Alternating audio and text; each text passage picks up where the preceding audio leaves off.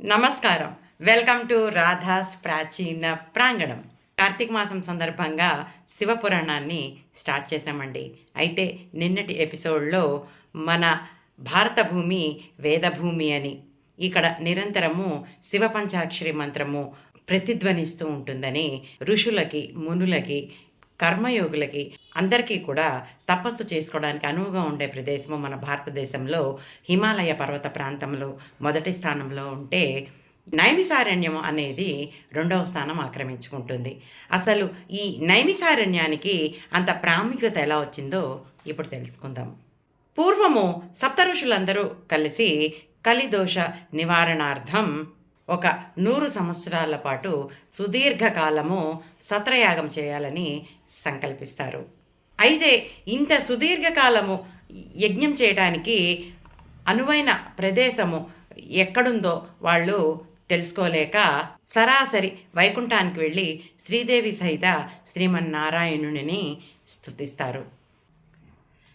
వారి స్థుతులకు మెచ్చినటువంటి శ్రీమన్నారాయణుడు, ఋషులారా మీరు ఎందుకు వచ్చారు ఇక్కడికి, కారణం ఏంటో చెప్పండి అంటే, దానికి సమాధానంగా ఈ మహర్షులు ఇలా చెప్తారనమాట.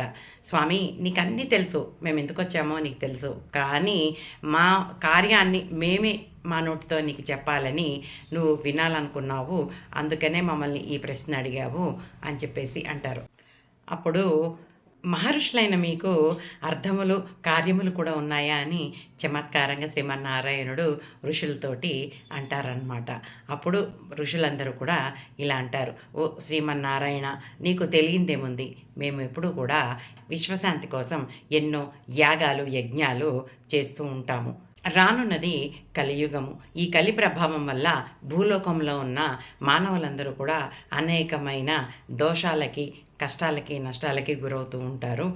అంతేకాదు మహర్షులమైన మేము కూడా ఆ కలిబారిన పడి ఎన్నో కష్ట నష్టాలు పడాల్సి వస్తుంది.